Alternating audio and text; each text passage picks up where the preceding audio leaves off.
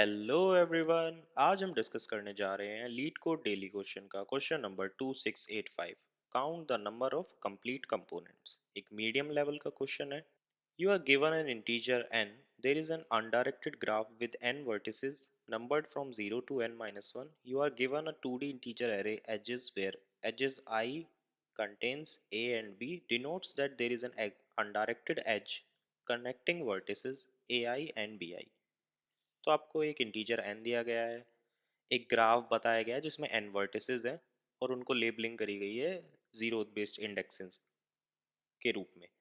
आपको एक 2D integer array भी दिया गया है जिसमें आपको एजेस दी गई हैं। हर एक एज दो वर्टिसेस को कनेक्ट करती है और उन्हें डिपिक्ट करा गया है ए और बी से।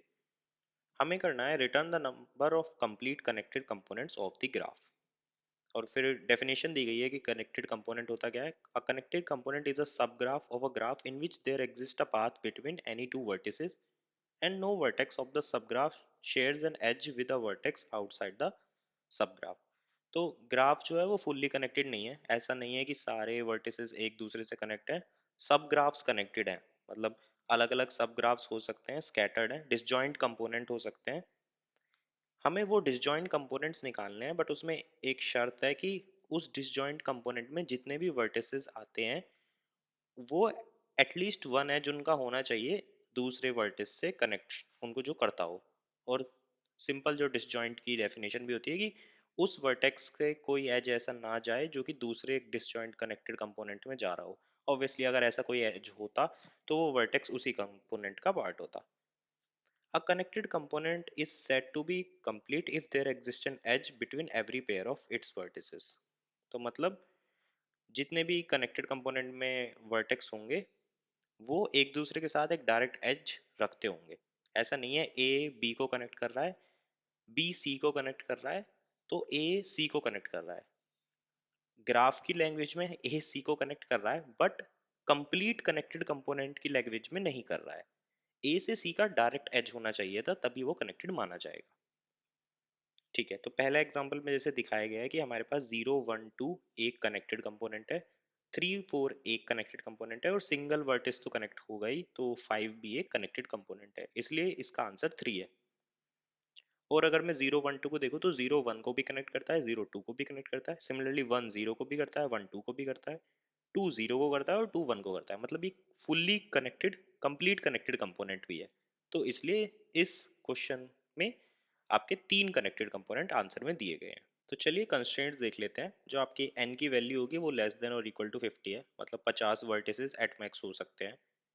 एजेस कितने हो सकते हैं, वो n cross n minus one by to. Simple mathematical formula है कि अगर n वर्टिसेस होते हैं और हर एक वर्टिस एक दूसरे को कनेक्ट कर रहा है तो आपके पास at max n cross n minus one by two edges बन सकते हैं।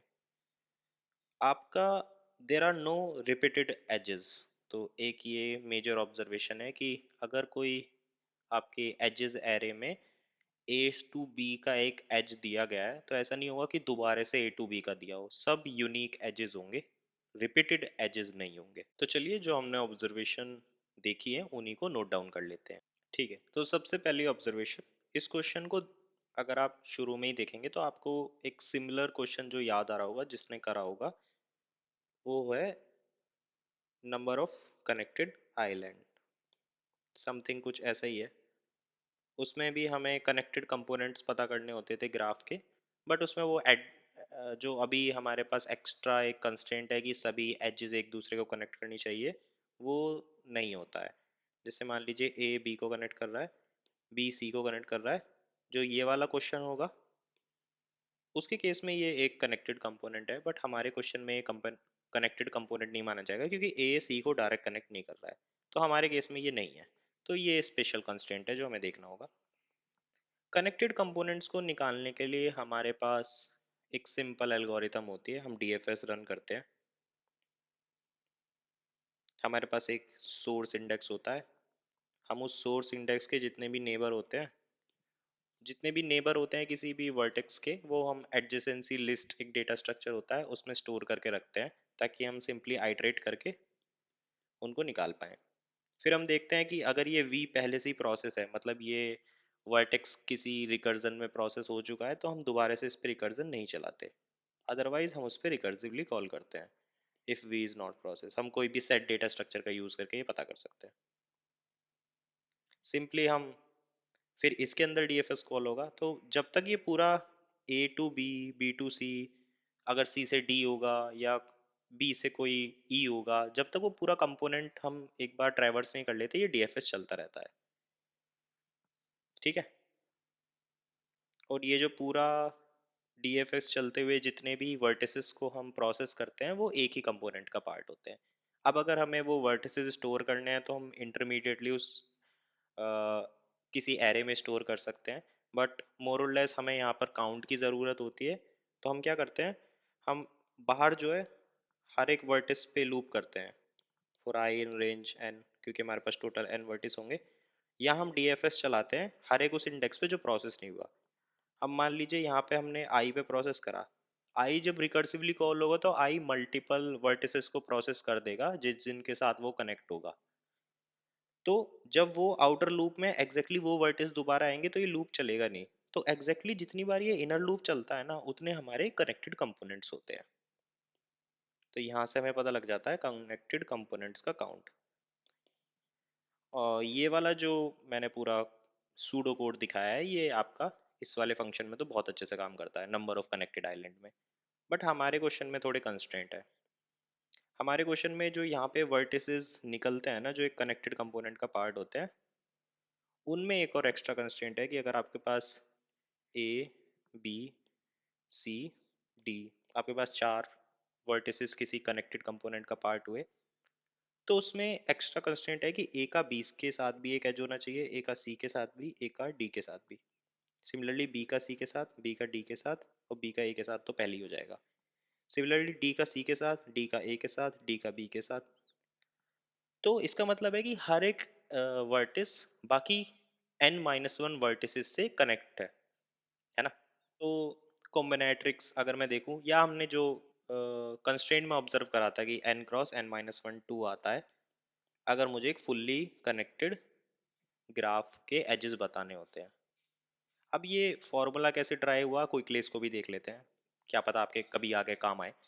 तो हमारे पास n वर्टिस है और मैं चाहता हूँ कि मुझे नंबर ऑफ एजेस पता लगे कि कितने मैक्सिमम हो सकते हैं, सबको कनेक्ट करें और डुप्लीकेट ना हो। तो n में से मुझे किन्हीं दो वर्टिसेस को चूज करना है, क्योंकि दो वर्टिक्स मिला के ही एक एज को बनाते हैं। n में से मुझे चूज करना है 2। तो n कॉम्बिनेट्रिक्स 2 का फॉर्मूला होता है n factorial n minus divided by n minus two factorial और n टू फैक्टोरियल। इसको अगर मैं सॉल्व करूँ तो ये बनता है n माइनस वन, और ये n माइनस टू फैक्टोरियल इस two n minus two factorial को क्रॉस कर देगा, तो ये बच जाएगा n cross n minus one by two. तो ये फॉर्मूला यहाँ से ड्राइव होता है, सिंपली मैथ्स है और ज़्यादा कुछ नहीं। इसको हम ये भी बोलते हैं कि नंबर ऑफ पर्सन अगर n है किसी रूम में, तो टोटल नंबर ऑफ हैंडशेक्स कितने होंगे अगर हर एक बंदा हर एक बंदे के साथ हैंडशेक कर रहा है, तो वो भी n माइनस वन टू ही होता है। मतलब काफ़ी जगह होगी जहाँ पे आप इस फॉर्मूले को देख सकते हैं। तो ठीक है, हमारे केसेस में ये क्या बताता है, if n is if n is number of vertices, then n cross n minus 1 by 2 should be the edges। जैसे मैं इस dfs फंक्शन में वर्टेक्स काउंट कर रहा था ना, कोई भी एरे लूंगा और यहाँ पर एरे में अपेंड कर दूंगा या सिंपली काउंट कर लूंगा कि कितने मैंने वर्टेक्स ट्रेवर्स करे हैं। मैं यहाँ पे एजेस भी काउंट कर सकता हूँ। एजेस काउंट करने के लिए मुझे इस लूप के अंदर एज का नाम का कोई वेरिएबल ले लूंगा कुछ भी, उसमें प्लस इक्वल टू वन करना है, क्योंकि ये वाला जो सब लूप है वही मेरा हर एक एज को बता रहा है कि कितने एज में प्रोसेस कर रहा हूँ इस फंक्शन के अंदर। तो मैं एजेस का काउंट भी ले लूंगा। और जब मैं यहाँ पर इस फंक्शन को कॉल कर रहा हूँ आउटर, तो मेरे पास यहाँ एज होंगे, यहाँ पे वर्टिसेस होंगे। मैं उनके बीच में ये मैथमेटिकल जो इक्वेशन है उसको इक्वेट करके देखूंगा कि vertices into vertices minus one divide by two should be equal to जो मेरे एजेस काउंट आया। अगर ये है तो मतलब ये फुल्ली कनेक्टेड कंपोनेंट है, अपने केस में बोले तो कंप्लीट कनेक्टेड कंपोनेंट। अगर ऐसा है तो यहाँ पे मैं एक आंसर वेरिएबल लूंगा और उसको प्लस इक्वल टू वन कर लूंगा, सिंपल। तो इस क्वेश्चन में यही था, एक स्लाइट वेरिएशन है ये नंबर ऑफ कनेक्टेड आइलैंड्स का सिंपली हमें एक एक्स्ट्रा चेक ये ही लगाना है कि vertices cross vertices -1/2 should be equal to the edges जो जो हमने ट्रैवर्स करा उस डीएफएस में। That's it. तो चलिए इस लॉजिक को एक बार पाइथन में कोड कर लेते हैं। तो चलिए जैसा हमने डिस्कस करा था उसको पाइथन में कोड कर लेते हैं। सबसे पहले हम जो एजेस दिए गए हैं उनको एडजेसेंसी लिस्ट फॉर्मेट में स्टोर कर लेते हैं। तो लिस्ट को इनिशलाइज कर लेते हैं एक डिफ़ॉल्ट डिक्शनरी से जिसकी वैल्यू एक लिस्ट होगी for a and b in edges. Iterate करते हैं और ए के नेबर्स में बी को अपेंड कर देते हैं और बी के नेबर्स में ए को अपेंड कर देते हैं क्योंकि अनडायरेक्टेड ग्राफ है। देन हम उस dfx फंक्शन को लिख लेते हैं जिससे हम कनेक्टेड कंपोनेंट निकालने वाले हैं। तो इसमें हम तीन वेरिएबल्स का यूज़ करेंगे। सबसे पहले u जो स्टार्टिंग इंडेक्स है, देन हमारे एजेस होंगे मतलब जो एज का काउंट हमें निकालना है वो, और वर्टिसेस होंगे। एजेस और वर्टिसेस को मैं एक एरे के अंदर सिंगल वैल्यू की तरह यूज़ करूँगा। उसका रीज़न है क्योंकि आपका एरे पास बाय रेफरेंस होता है तो मैं during recursion in place changes ला सकता हूँ। इन प्लेस चेंजेस लाऊंगा तो मैं अगर बाहर से ऐसे edges equal to zero initialize करके फंक्शन में पास करूंगा तो मुझे बाहर ही जो अपडेटेड वैल्यू होगी एजेस की मिल जाएगी। मुझे इस फंक्शन से कुछ रिटर्न नहीं करना पड़ेगा। एक सिंपल ट्रिक होती है पाइथन में किसी भी ग्लोबल वेरिएबल की तरह यूज़ करने की वेरिएबल्स को। इन मोस्टली इंटीजर्स को हम एरे में कन्वर्ट कर देते हैं क्योंकि इंटीजर जो होते हैं वो पास बाय वैल्यू होते हैं, रेफरेंस नहीं होते। और आप फंक्शन को कॉम्प्लिकेटेड भी नहीं बनाते इतना, वरना आपको ये दोनों वैल्यूज हर फंक्शन कॉल में रिटर्न करनी पड़ेगी। तो जैसे ही ये फंक्शन इनिशलाइज होगा मतलब कॉल होगा तो हमें अपने वर्टिसेस का काउंट प्लस इक्वल टू 1 कर देना है क्योंकि एक वर्टिस हमारे कंपोनेंट में आ चुका है। और सिमिलरली इस वर्टिस को मैं ऐड भी कर दूंगा ताकि मैं दोबारा इसको प्रोसेस ना करूं। फिर मैं लूप करूंगा यू वर्टिसेस के नेबर पर, और क्योंकि ये एक एज है मैं इसको एजेस काउंट में ऐड कर दूंगा। एजेस ऑफ जीरो में प्लस इक्वल टू 1 कर दूंगा और चेक कर लूंगा अगर वी वर्टिसेस पहले से ही विजिटेड नहीं है देन मैं इस पे रिकर्सिवली डीएफएस कॉल कर दूंगा विद द अपडेटेड वैल्यूज। तो हमारा ये फंक्शन कंप्लीट हो जाएगा। अब हम अपने आंसर की तरफ बढ़ सकते हैं जहां हम एक्चुअली एक आंसर वेरिएबल को इनिशियलाइज करेंगे जो कनेक्टेड कंपोनेंट स्टोर करेगा और हम हर एक वर्टिस पर आइट्रेट करेंगे। चेक कर लेंगे कि if I is not visited yet, also इस विजिटेड वेरिएबल को भी इनिशियलाइज कर लेते हैं। इसको एक सेट मान लेते हैं क्योंकि हमें लुकअप करना है। फास्ट लुकअप के लिए सेट एक बेटर ऑप्शन है पाइथन में। अगर ऐसा नहीं है मतलब यहाँ से हम एक कनेक्टेड कंपोनेंट बना सकते हैं इस आयत वर्टिसेस के साथ। तो हम अपने वेरिएबल्स को इनिशियलाइज कर लेते हैं, एजेस को ज़ीरो वैल्यू देते हैं। ये कोई एक्चुअली में लिस्ट नहीं है, ये जस्ट एक इंटीजर को मैंने एक एरे में डाल के फंक्शन के अंदर भेजा है ताकि वो इन प्लेस म्यूटेशन हो सके। और मैं डीएफएस कॉल कर दूंगा इन दो वेरिएबल्स के साथ। अब जब मैं इस रिकर्जन के बाहर आऊँगा तो मुझे कनेक्टेड कंपोनेंट मिल जाएगा जिसमें एज होंगे जो भी वैल्यू आई होगी और वर्टिसेस होंगे जो भी वैल्यू आई होगी। अब हमें यहाँ पर वो लॉजिकल इक्वेशन लिखनी है जिससे हमें पता लगेगा ये कनेक्टेड कंपोनेंट है या नहीं। तो if edges zero is equal to vertices zero, जो कि हमारा एन मतलब जो हमने अभी लिखा था वहाँ पे vertices into vertices -1 into vertices -1। यहाँ पे मैंने इसको 2 से डिवाइड इसलिए नहीं करा है क्योंकि जो एजेस है ना वो ट्वाइस कैलकुलेट होके काउंट होके आएंगे। क्योंकि जब मैं यहाँ पर एज काउंट कर रहा हूँ ना तो ये ए टू बी वाला एज भी काउंट करेगा और बी टू ए वाला भी। तो मेरे एजेस का काउंट ऑलरेडी ट्वाइस होगा। तो या तो मैं एक काम कर सकता हूँ मैं इसको भी डिवाइड बाय 2 करूँ तब मुझे ओरिजिनल एज काउंट मिलेगा। और इसका तो फॉर्मूले में ही डिवाइड बाय 2 आता है। अगर मैं दोनों तरफ के LHS और RHS में से 2 को हटा दूं तो ये इक्वेशन ऐसे बन जाती है। तो इसलिए डिवाइड बाय टू का यूज़ नहीं करा गया है, क्योंकि एजेस पहले से ही ट्वाइस होके आए हैं। अगर ऐसा है, अगर ये हमारी इफ कंडीशन ट्रू है, तो मेरे को एक आंसर मिल गया है, मुझे एक अपना कनेक्टेड कंपोनेंट मिल गया है, और इन द एंड मैं आंसर को रिटर्न कर दूंगा। तो एक बार इनपुट टेस्ट केसेस को रन करके देख लेते हैं। Wrong answer. ठीक है, तो हमने एक मिस्टेक कर दी। Vertices zero, N N minus one का मतलब होता है पहले माइनस देन मल्टीप्लिकेशन।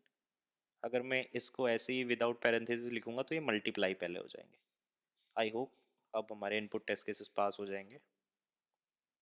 तो हमारे इनपुट टेस्ट केसेस पास हो रहे हैं, एक बार सिस्टम टेस्ट केसेस को देख लेते हैं। तो हमारे सिस्टम टेस्ट केसेस भी पास हो रहे हैं। तो आई होप इस वीडियो को देखने के बाद आपको एक बेटर अंडरस्टैंडिंग मिली होगी कि इस क्वेश्चन को टैकल कैसे करना था। मोर और लेस ये सिमिलर है नंबर ऑफ कनेक्टेड आइलैंड्स या नंबर ऑफ आइलैंड वाला जो क्वेश्चन है। एक स्पेशल केस है जो कि ये एक इफ चेक है कि कंपोनेंट फुल्ली कनेक्टेड है या नहीं, वरना ये सिंपल क्वेश्चन है जैसा बाकी क्वेश्चन थे। तो मिलते हैं किसी और वीडियो में, किसी और ट्यूटोरियल में। तब तक के लिए बाय बाय।